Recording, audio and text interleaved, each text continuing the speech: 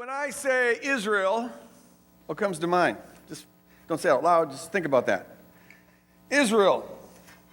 Some of you maybe are thinking, oh, Old Testament. Others maybe are thinking, end times. First thing comes to mind.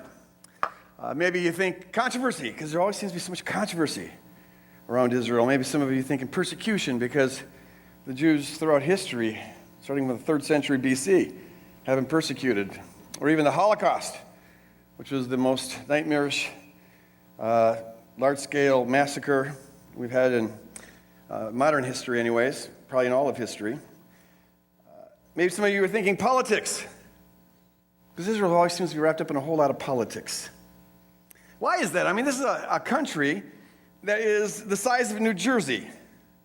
And yet, there's always so much attention paid to it. There's always so much stuff around it. Why is it that, at least for those candidates, political candidates who are trying to get the Christian vote, they have to check off on the mark, pro-Israel? The question's always asked, are you pro-Israel?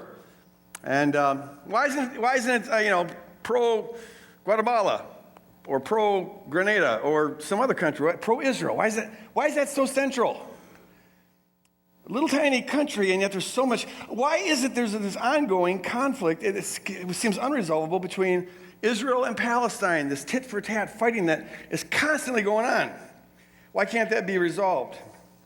What's up with Christians and Israel?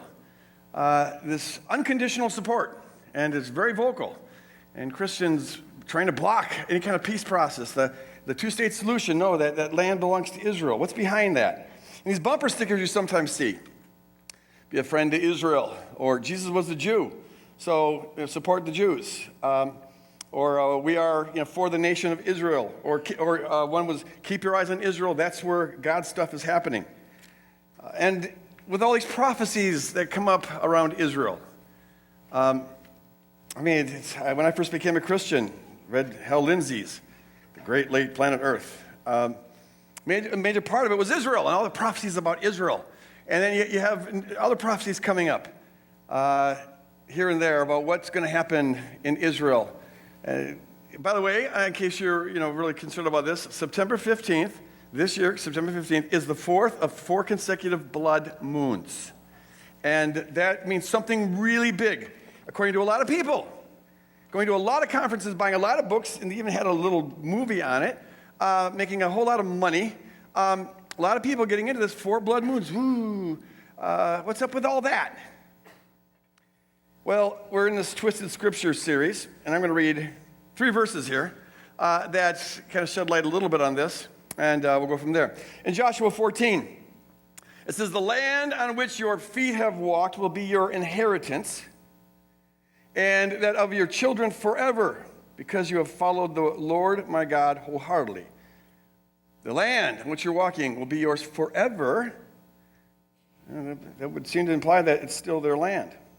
Genesis 12, here God is calling Abraham out of Ur, the country he was in, and he says this, "Go from your country, your people, and your father's household to the land I will show you, and I'll make you a great nation.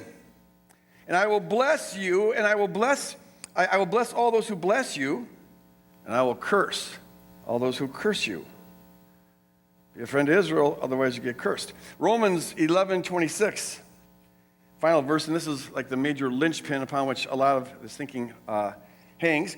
"Israel has experienced a hardening in part until the full number of Gentiles come in, and this way all of Israel will be saved." What's up with that? At the end of history, is there all of a sudden going to be God's going to go on an Ali in free for all Jews? Do they not have to choose to believe like everyone else? Doesn't a love relationship have to do with a choice? If it was something God could unilaterally do, wouldn't he do it with all people? Or maybe it means that there's going to be some kind of miraculous conversion of all Jews to become believers.